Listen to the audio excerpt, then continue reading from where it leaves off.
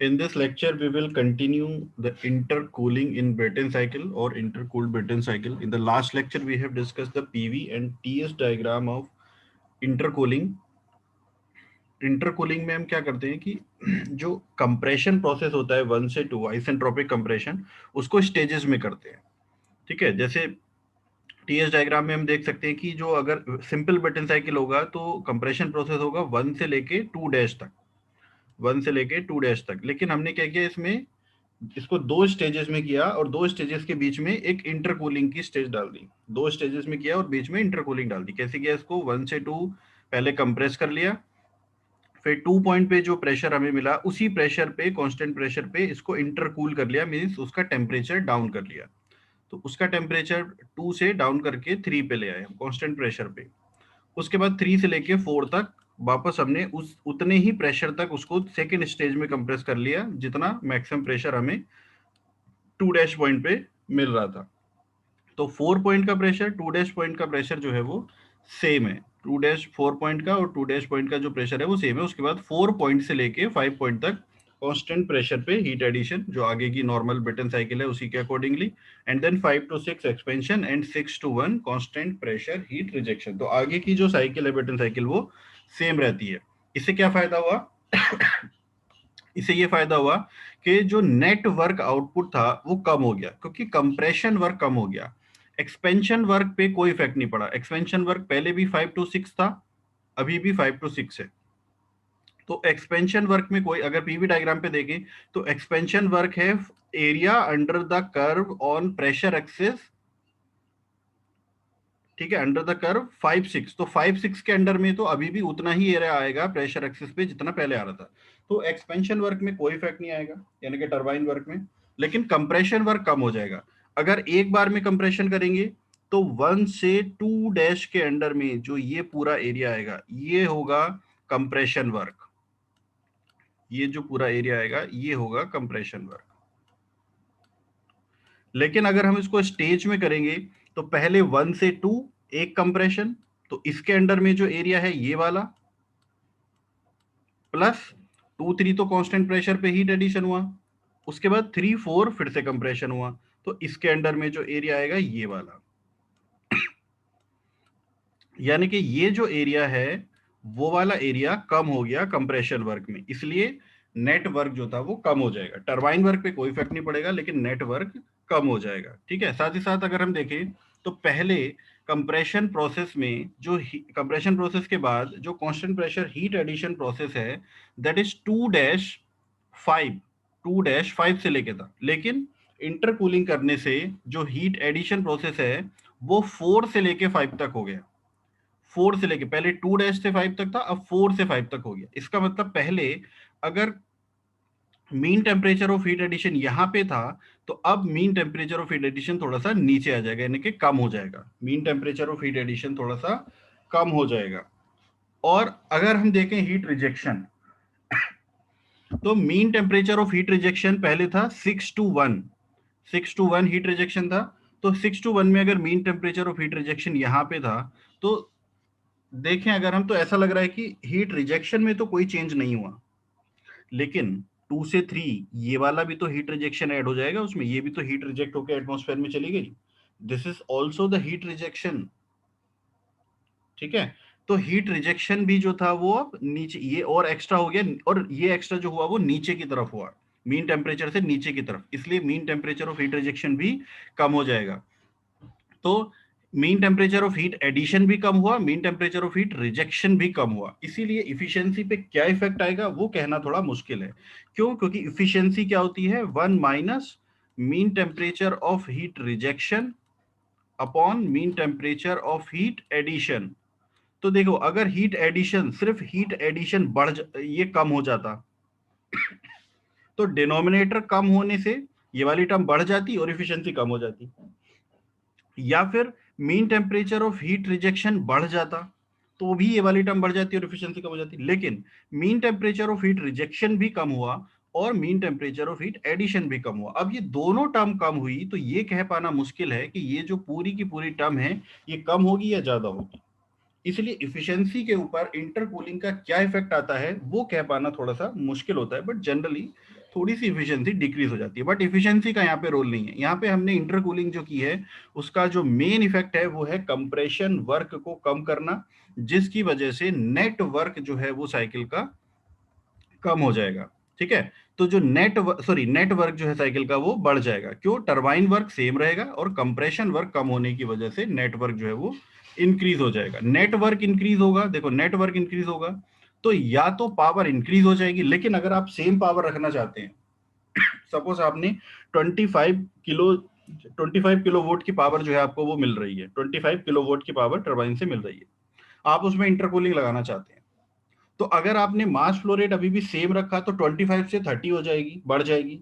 लेकिन अगर आप चाहते हैं कि नहीं हम इसमें इंटरकूलिंग करेंगे लेकिन 25 किलोवाट ही पावर हम चाहते हैं, तो आपको अब मास फ्लो रेट जो था वो कम करना पड़ेगा। एयर का मास फ्लो रेट आप कम कर सकते हैं। तो ये कुछ इफेक्ट्स हैं। Mean temperature of heat addition जो है वो, mean temperature of heat addition कम हो जाएगा, mean temperature of heat rejection भी कम हो जाएगा, जिसकी वजह से इफिशियंसी पे क्या इफेक्ट आएगा वो कह पाना थोड़ा सा मुश्किल है।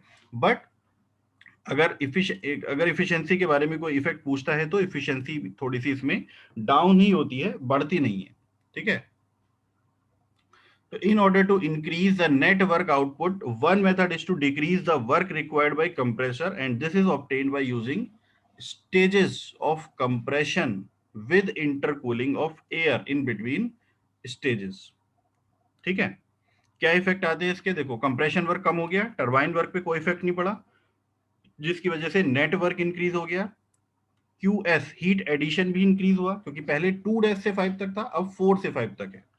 उसके बाद हीट रिजेक्शन जो था वो भी इंक्रीज हो गया, पहले 6 to 1 था, अब 2 से 3 प्रोसेस जो है जिसमें इंटरकूलिंग की है उसमें भी हीट रिजेक्शन हुआ है, तो जिसकी वजह से क्या होगा, हीट रिजेक्शन भी इंक्रीज हो जाएगा, हीट एडिशन भी बढ़ गया, हीट रिजेक्शन भी बढ़ गया, इफिशियंसी थोड़ी सी डाउन होती है। Mean temperature of heat addition कम होता है, क्योंकि देखो इफिशियंसी डाउन इसलिए होती है क्योंकि mean temperature of heat addition ज्यादा कम होता है compare to the heat rejection के। यहाँ पे डबल एरो लगा हुआ है, यहाँ पे सिंगल एरो है, तो इसलिए इफिशियंसी थोड़ी सी डाउन होती है। तो और जो प्रेशर रेशियो है वो भी थोड़ा सा कम हो जाता है, प्रेशर रेशियो भी कम हो जाता है, मास फ्लो रेट जो अब रिक्वायर्ड रहेगा वो कम रहेगा। ठीक है, अब देखो स्टेजेस तो हमने कर दी, इंटरकूलिंग तो कर दी हमने, कंप्रेशन वर्क को कम करने के लिए स्टेजेस तो कर दी। अब सवाल यह है कि कितनी स्टेजेस करनी है, और पहली स्टेज में कंप्रेशन कितना करना है, दूसरी में कितना करना है, ये कैसे पता लगेगा? तो देखो ये तो साफ है कि अगर आपको मान लीजिए कि मैक्सिमम प्रेशर 8 बार चाहिए और 1 बार से आपने स्टार्ट किया, तो आप पहली स्टेज में 1 से 2 तक कर सकते हैं और दूसरी में 2 से 8 तक कर सकते हैं। पहली स्टेज में 1 से 4 तक कर सकते हैं और दूसरी स्टेज में 4 से 8 तक कर सकते हैं। पहली स्टेज में 1 से 3 तक कर सकते हैं, दूसरी में 3 से 8 तक कर सकते हैं। तो ये बहुत सारे कॉम्बिनेशन हो सकते हैं, और इन सारे कॉम्बिनेशन में से आप कोई सा भी करो, इन सारे कॉम्बिनेशन में वर्क इनपुट कंप्रेसर का जो था वो कम हो जाएगा, ऑब्वियसली कम हो जाएगा। अगर आप इसको 2 स्टेज में करोगे तो कंप्रेशन में जो वर्क इनपुट था वो कम हो जाएगा।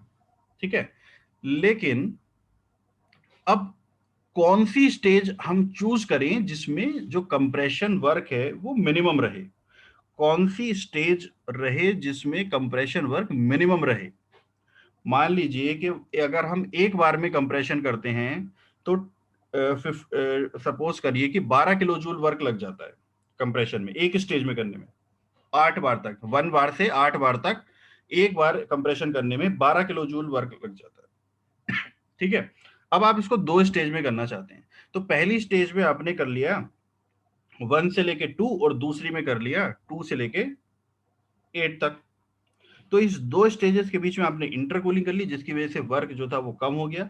सपोज दिस वर्क जो था कम होने के बाद वो रह गया 10 किलो जूल। ठीक है, दूसरी स्टेज थी जिसमें आपने 1 से लेके 3 तक किया और फिर 3 से 8 तक कर लिया, इसमें सपोज आपका जो वर्क था वो 8 किलो जूल लगा। तीसरा एक कॉम्बिनेशन आपने बनाया जिसमें 1 से लेके 4 तक किया और दूसरी में 4 से लेके 8 तक कर लिया, इसमें सपोज आपका 9 किलो जूल वर्क लग गया। तो मिनिमम किस में लगा? जब हम 1 से लेके 3 तक कर रहे हैं और फिर 3 से लेके 8 तक कर रहे हैं।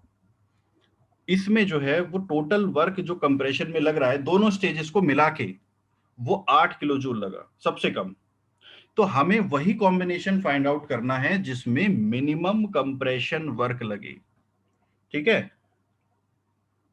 तो उसके लिए हम क्या करते हैं, मिनिमम कंप्रेशन वर्क हमें फाइंड करना है किसके लिए, कि हम इंटरमीडिएट प्रेशर जो बीच वाला प्रेशर है उसको कितना रखें। यानी कि अगर आप इंटरमीडिएट प्रेशर को पी आई या P2 से डिनोट कर रहे हैं, तो पी आई इंटरमीडिएट प्रेशर के लिए कितना आपको रखना है जिसमें कंप्रेशन वर्क आपका मिनिमम आए। तो देखो कंप्रेशन वर्क क्या है, कंप्रेशन वर्क जो है वो दो स्टेजेस में आपने कर लिया। पहली स्टेज कंप्रेशर 1 और दूसरी स्टेज कंप्रेशन 2, दोनों का वर्क को ऐड करेंगे तो टोटल कंप्रेशन वर्क आपको मिल जाएगा। ठीक है, पहली स्टेज का compression work CP T2 minus T1, temperature 1 से लेके 2 तक थी। दूसरी स्टेज में कंप्रेशन 2 से 3 तो इंटरकूलिंग थी, कांस्टेंट प्रेशर था, और 3 से 4 दूसरी स्टेज थी, तो T4 minus T3 high temperature minus initial temperature. तो यहाँ पे जो है वो प्लस है तो अंदर का साइन चेंज नहीं होगा। T2 माइनस T1, देखिए बीच में प्लस है, T2 माइनस T1 पहली स्टेज का और T4 माइनस T3 दूसरी स्टेज का। तो ये कंबाइंड हमने लिख लिया इसको CP कॉमन लेके, T2 minus T1 plus T4 minus T3, T2 minus T1 plus T4 minus T3। ठीक है, अब यहां से क्या किया, T1 को कॉमन ले लिया। अब जब T1 को कॉमन लिया तो यहाँ पे पहली वाली जो टर्म थी ये हो गई T2 अपॉन T1, यहाँ पे T1 कॉमन लिया तो यहाँ पे बचा 1। ठीक है, प्लस यहाँ पे हो गया T4 अपॉन T3, यहाँ पे हो गया T4 क्योंकि T1 कॉमन लिया है ना आपने, तो T1 कॉमन लिया है तो यहाँ पे होना चाहिए था T4 upon T1, T4 upon T1। लेकिन यहाँ पे क्या किया हमने, T4 अपॉन T1 एक रिलेशन मैंने आपको समझाया था, वो क्या था, T2 upon T1, T2 upon T1 is equal to T3 upon T4। ठीक है, तो ये जो रिलेशन था T2 अपॉन T1 ये किसके लिए था, सिंपल बटन साइकिल के लिए, जहां पे T3 T4 ये सब क्या थे, ये T3 T4 क्या था, एक्सपेंशन के इनिशियल में और एक्सपेंशन के आउटलेट में जो टेम्परेचर है। लेकिन यहाँ पे क्या किया हमने, इंटरकूलिंग की है। तो देखें अगर 2 पॉइंट का टेम्परेचर और 3 पॉइंट का टेम्परेचर जो है वो सेम है, ठीक है, 2 पॉइंट का टेम्परेचर और 3 पॉइंट का जो टेम्परेचर है वो सेम है।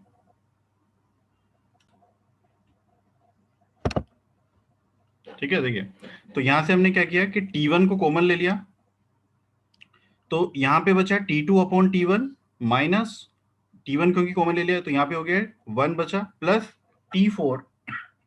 अब देखिए यहां से अगर हम T1 को कॉमन लेते हैं तो ये बचेगा T4 upon T1, T4 upon T1।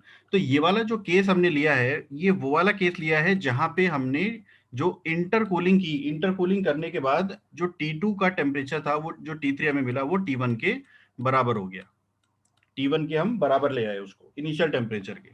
ठीक है, मैंने आपको बताया था कि इंटरकूलिंग जब हम करते हैं तो जो T3 टेम्परेचर है वो T2 से कम होगा और T1 से या तो ज्यादा हो सकता है या बराबर हो सकता है, तो हम इसको इक्वल मान के चल रहे हैं। तो T3 और T1 को जब हम इक्वल मान लेंगे तो यहां से जब हम T1 कॉमन लेंगे तो ये होगा T4 अपॉन T1, तो T1 की जगह पे T3 लिख सकते हैं, माइनस यहां से T1 कॉमन लेंगे तो क्या आएगा T3 अपॉन T1, और T3 और T1 तो बराबर ही है तो यहाँ पे क्या बचेगा, 1 बचेगा। तो ये इक्वेशन आ जाएगी। इस इक्वेशन में देखिए T2 अपॉन T1 को ऐसे ही रहने दिया, प्लस T4 अपॉन T3 को ऐसे रहने दिया, ये यहाँ पे -1 था, यहाँ पे -1 था, इसको ऐड कर दिया, ये हो गया -2। ठीक है, अब इसको प्रेशर की टर्म में कन्वर्ट करेंगे, तो जो बाहर CpT1 था उसको तो ऐसे ही लिखे रहने दिया, बाहर जो CpT1 था उसको ऐसे ही लिखे रहने दिया। T2 upon T1, T2 upon T1 का जो रेशियो है वो क्या होगा, T2 upon T1 is equal to P2 upon P1 to the power gamma -1 upon gamma. तो P2 अपॉन P1, लेकिन जो 2 पॉइंट का प्रेशर है उसको हम क्या बोल रहे हैं, इंटरमीडिएट प्रेशर PI। तो P2 की जगह पे क्या आ जाएगा, PI, तो ये हो जाएगा PI upon P1, PI upon P1 to the power gamma -1 upon gamma, plus देखो T4 अपॉन T3, इसको भी इसी तरह से कन्वर्ट कर लेंगे, T4 अपॉन T3 की जगह पे क्या लिखेंगे, T4 upon T3 is equal to P4 upon P3 to the power gamma -1 upon gamma. ठीक है, लेकिन जो T4 है, T4 क्या है, मैक्सिमम प्रेशर, और मैक्सिमम प्रेशर को हम क्या ले रहे हैं यहाँ पे, P2 ले रहे हैं, तो मैक्सिमम प्रेशर को P2 लिख दिया। और T3 क्या है, T3 और T2 बराबर हैं, सॉरी P3 और P2 जो हमने पॉइंट पे लिए थे वो बराबर थे, और वो क्या था, इंटरमीडिएट प्रेशर, तो इसको क्या लिख दिया, इंटरमीडिएट प्रेशर यहाँ पे लिख दिया। तो ये हो गया P2 upon PI to the power gamma minus 1 upon gamma minus 2। ठीक है, अब हमें क्या करना है, देखिए ये WC की हमारी इक्वेशन आ गई PI यानी कि इंटरमीडिएट प्रेशर की टर्म में। तो इंटरमीडिएट प्रेशर की टर्म में जब ये इक्वेशन आ गई, तो अब हमें क्या करना है, हमें ये फाइंड आउट करना है कि PI की किस वैल्यू के लिए कंप्रेशन वर्क यानी कि WC मिनिमम रहेगा। तो उसके लिए क्या करते हैं, मैक्सिमम मिनिमम, इसको डिफरेंशिएट करके PI के रेस्पेक्ट में 0 पुट कर देंगे और PI की वैल्यू निकाल लेंगे कि PI की किस वैल्यू के लिए जो WC है वो मिनिमम रहेगा। ठीक है, तो यहां से मैथमेटिक्स हमें यूज करनी है इस इक्वेशन में, WC का डिफरेंशिएशन PI के रेस्पेक्ट में करके उसको 0 पुट करना है। लेकिन देखो यहाँ पे क्या है ना, ये गामा माइनस 1 अपॉन गामा ये पावर में है, और ये बार बार ऐसे ही चलता रहेगा, gamma minus 1 upon gamma, gamma minus 1 upon gamma. तो इसके लिए हमने क्या किया, सिर्फ कैलकुलेशन को इजी करने के लिए गामा माइनस 1 अपॉन गामा को x मान लिया, सिर्फ कैलकुलेशन को आसान बनाने के लिए कि बार बार ना लिखना पड़े इतना लंबा टर्म। तो इसको हमने क्या मान लिया, x मान लिया। तो अब ये टर्म क्या हो गई, WC is equal to CP T1 PI, और ये PI अपॉन P1 की पावर x हो गई, तो इसको अलग अलग कर दिया, PI to the power x upon P1 to the power x plus P2 to the power x upon PI to the power x minus 2। अब हम इसको क्या करेंगे, PI के रेस्पेक्ट में डिफरेंशिएट करके 0 पुट कर देंगे। फॉर WC मिनिमम निकालने के लिए WC को PI के रेस्पेक्ट में डिफरेंशिएट करके 0 पुट कर देंगे। ठीक है, अब जब इसका डिफरेंशिएशन करोगे आप, तो CP और T1 ये तो कॉमन बाहर कांस्टेंट टर्म है, इसको तो 0 में ले गए, ये तो 0 हो गई। ठीक है, इसका करेंगे डिफरेंशिएशन PI का, PI to the power x का, तो क्या होगा, x शुरू में आ जाएगा, यानी कि PI to the power x का कितना हो जाएगा, x PI to the power x minus 1, और नीचे P1 to the power x ऐसे ही रहेगा क्योंकि ये तो एक कांस्टेंट टर्म। ठीक है, प्लस अब यहां पे हमें P2 to the power x जो है वो कांस्टेंट टर्म है, यहाँ डिनोमिनेटर में है PI, तो डिनोमिनेटर में यानी कि डिनोमिनेटर में है PI to the power x का करना है, यानी कि 1 upon x to the power n का। तो कैसे करते हैं इसको, इसको ऊपर ले जाते हैं न्यूमरेटर में, तो न्यूमरेटर में ले जाएंगे तो ये क्या हो जाएगा, PI to the power minus x। अब x to the power n के हिसाब से कर देंगे इसको, तो PI to the power minus x का करेंगे तो क्या आएगा, माइनस x, तो शुरू में आ जाएगा, और P टू द पावर कितनी हो जाएगी, PI टू द पावर कितनी हो जाएगी, x माइनस x माइनस 1। ठीक है, माइनस एक्स माइनस 1, और जब वो नीचे आएगी तो वो क्या हो जाएगी, प्लस एक्स प्लस 1 हो जाएगी, सॉरी प्लस एक्स माइनस 1 हो जाएगी। ठीक है, तो यहाँ पे हमने क्या लिख दिया, देखो माइनस एक्स जो था वो तो ऊपर ही रहने दिया, और P2 to the power x था वो भी ऐसे ही रहने दिया, और नीचे क्या आ गया, जो पावर है ऊपर से नीचे आ गई, तो PI to the power x plus 1 हो गया, PI to the power x plus 1 हो गया, और 2 का कितना हो गया, 2 का हो गया डिफरेंशिएशन 0। यानी कि आप सिर्फ यही वाली जो दो टर्म थी उनका जो डिफरेंशिएशन ये आया, पहली वाली टर्म का x PI to the power x minus 1 upon P1 to the power x ऐसे ही रह गया, P2 to the power x ऐसे ही रह गया, इसका क्या गया, minus x upon PI to the power x plus 1 आ गया। ठीक है, तो ये वाला जो साइन है ये प्लस है, ये वाला जो साइन है वो प्लस है, तो ये प्लस x प्लस 1 है, यानी कि x प्लस 1 है नीचे। ठीक है, अब इन दोनों टर्म्स को हमने अलग अलग कर लिया, PI देखो यहां पे भी x था, यहां पे भी x था, ये कॉमन आएगा, इसको कॉमन लेके राइट साइड में 0 है, 0 में पुट कर देंगे इसको, तो यहां पे क्या बचा, PI to the power x minus 1, और यहां पे बचा P1 to the power x। ठीक है, यहां पे ये माइनस x था, माइनस का साइन आएगा, तो इसको जब RHS में लेके जाएंगे उस साइड में तो ये प्लस हो जाएगा, तो ये बचा ऊपर P2 to the power x, और नीचे बचा PI to the power x plus 1। ठीक है, अब क्या किया इसमें, PI वाली जो टर्म थी उनको एक तरफ कर लिया, और P1 और P2 की टर्म को एक तरफ ले गए। याद रखना P1 और P2 क्या है, P1 minimum pressure, P2 maximum pressure. तो जब PI की पावर को हमने एक तरफ PI से PI to the power x minus 1 की PI to the power x plus 1 से मल्टीप्लाई होगी, तो क्या आ जाएगा, जब मल्टीप्लाई होती है तो पावर ऐड हो जाती है, यानी कि x minus one plus x plus one ये ऐड हो जाएगी इसमें, पी टू दी पावर, ठीक है। और यहाँ पे P one to the power X है और P to the power X है, ये P one to the power X और P to the power X ऐसे ही रहेंगे, ठीक है। अब यहाँ पे देखो ये जो पावर थी इसमें वन से वन तो कैंसिल हो गया, P I to the power कितनी बची, 2x, और P one to the power x P to the power x तो ऐसे ही रहेगा, ठीक है। अब यहां पे देखो P I to the power है 2x, पी वन की पावर है x और पी टू दी पावर है x, यानी कि हम इस पूरे में वन अपॉन इसकी पावर वन अपॉन एक्स कर देंगे तो एक्स एक्स कैंसिल हो जाएगा दोनों तरफ पावर में, तो एक्स एक्स कैंसिल हो गया, यहां पे बचा P I to the power 2 और यहां पे बचा पी वन पी टू, ठीक है। पावर दोनों तरफ की कैंसिल हो जाएगी। पावर कैसे कैंसिल हो जाएंगे भाई, x to the power n और is equal to y to the power n अगर होता है तो दोनों तरफ n से n कैंसिल हो जाता है ना, ठीक है। तो यहां पे आ गया P I to the power 2 is equal to P one P two, और जब ये 2 जो है पावर 2 इधर स्क्वायर था उधर जाके आरएचएस में ये अंडर रूट बन जाएगा, यानी कि जो पावर 2 थी वो आरएचएस में जाके 1/2 हो जाएगी, ठीक है। तो वैसे भी आप देख सकते हैं जब ये पावर इधर 2x थी और जब हम इसको आरएचएस में लेके जाएंगे तो ये पावर कितनी हो जाएगी 1/2x, और यहां पे क्या थी x, तो x x तो कैंसिल हो गया भाई। ये जो P1 P2 थी इसको हम इस तरह से लिख सकते हैं ना, देखो P1 P2, इसको तो हमने ले लिया ब्रैकेट में और इसकी पावर थी x, दोनों की पावर मिला के x थी ना, और उधर से आरएचएस में से हम नीचे ले आए तो इसकी पावर 1/2x हो गई, क्योंकि उधर 2x थी इधर आके 1/2x हो जाएगी, तो x x कैंसिल हो गया, कितना बचा P1 और P2 की पावर, P1 P2 की पावर 1/2 यानी कि अंडर रूट P1 P2। तो इंटरमीडिएट प्रेशर जो है वो हमें कितना रखना है, इंटरमीडिएट प्रेशर जो है हमें कितना रखना है, मिनिमम कंप्रेशन वर्क के लिए मिनिमम प्रेशर और मैक्सिमम प्रेशर का अंडर रूट, मिनिमम प्रेशर और मिनिमम प्रेशर का अंडर रूट हमें लेना है। यानी कि जैसे आप मान के चलो कि आपको मैक्सिमम प्रेशर चाहिए 4, मिनिमम प्रेशर 1 और मैक्सिमम प्रेशर 4, तो 4 इंटू 1 4 और उसका अंडर रूट 2, तो इंटरमीडिएट प्रेशर कितना हो जाएगा 2, यानी कि पहली स्टेज में 1 से 2 करेंगे और दूसरी स्टेज में 2 से लेके 9 करेंगे, ऐसा नहीं कि आधा आधा बीच में डिवाइड करेंगे।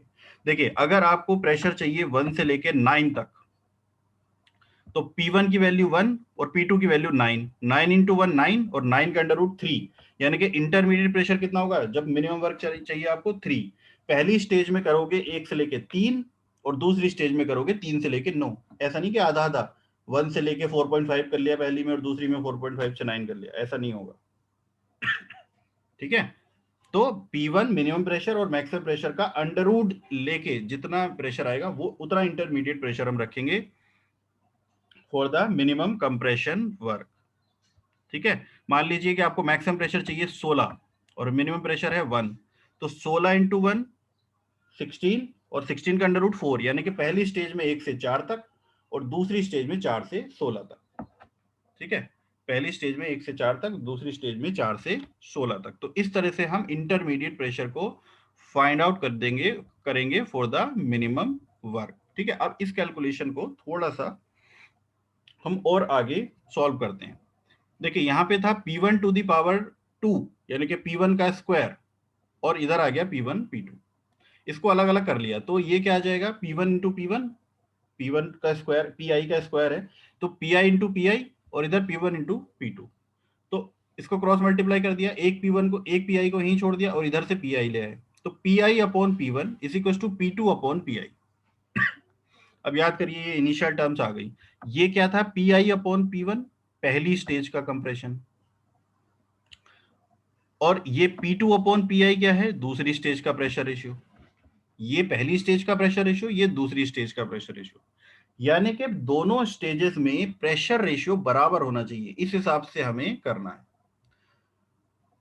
स्टेजेस जो हमें डिवाइड करनी है वो इस हिसाब से करनी है कि दोनों स्टेजेस में प्रेशर रेशियो बराबर होना चाहिए, प्रेशर रेशियो बराबर होना चाहिए, तभी आपको जो कंप्रेशन वर्क है वो मिनिमम मिलेगा। अब देखिए पहली स्टेज पे आ जाते हैं, पहली स्टेज का कंप्रेशन 1 से लेके PI तक, पहली स्टेज का टेम्परेचर राइज 1 से लेके 2 तक, तो T2 upon T1 is equal to Pi upon P1 to the power gamma minus 1 upon gamma. वैसे ही दूसरी स्टेज में T4 upon T3 is equal to P2 upon Pi to the power gamma minus 1 upon gamma. Pi upon P1 पहली stage का compression है और P2 upon Pi दूसरी stage का कंप्रेशन है। पहली स्टेज में प्रेशर राइज 1 से 2 तक है, दूसरी स्टेज में टेम्परेचर राइज 1 से 2 तक है, और दूसरी स्टेज में टेम्परेचर राइज T3 से T4 तक है। ठीक है, अब देखो जब ये Pi अपॉन P1 और P2 अपॉन Pi यानी कि प्रेशर रेशियो बराबर हैं, तो टेम्परेचर रेशियो भी बराबर होंगे, टेम्परेचर रेशियो भी बराबर होंगे। इसका मतलब T2 अपॉन T1 जो है वो T4 अपॉन T3 के बराबर होगा। T2 upon T1 T4 upon T3 के बराबर होगा, और T1 T3 तो पहले से ही बराबर है, तो ये कैंसिल आउट हो जाएंगे। T3 और T1 तो पहले से ही बराबर है, तो ये कैंसिल आउट हो जाएंगे। तो क्या होगा, T2 अपॉन T4 ये बराबर हो जाएंगे। T2 अपॉन T4 जैसे ही बराबर होंगे, इसका मतलब दोनों स्टेजेस का कंप्रेशन वर्क भी बराबर हो जाएगा। ये इसके कुछ आउटकम्स हैं। मतलब हमने क्या स्टार्ट किया था कि मिनिमम इंटरमीडिएट प्रेशर हम कितना रखें कि कंप्रेशन वर्क हमें मिनिमम मिले। तो हमने ये पाया कि मिनिमम इंटरमीडिएट प्रेशर रेशियो जो है वो मिनिमम प्रेशर और मैक्सिमम प्रेशर के अंडर रूट के बराबर होना चाहिए, तब हमें compression ratio compression work minimum मिलेगा और दोनों स्टेजेस में प्रेशर रेशियो बराबर रहेगा। साथ ही साथ T2 और T4 जो हैं वो भी बराबर रहेंगे और दोनों स्टेजेस के कंप्रेशन वर्क भी बराबर रहेंगे। भले ही आपको ऐसा लग रहा है कि अगर आपको 1 से लेके 16 तक प्रेशर चाहिए, तो आपको मिनिमम वर्क के लिए इंटरमीडिएट प्रेशर कितना रखना पड़ेगा, 4। पहली स्टेज में करेंगे 1 से 4 और दूसरी में 4 से 16, लेकिन दोनों स्टेजेस में कंप्रेशन वर्क जो है वो बराबर रहेगा। 1 से 4 तक करने में भी उतना ही वर्क लगेगा जितना 4 से 16 करने में लगेगा। ठीक है, तो this is about the intercooling in Brayton cycle.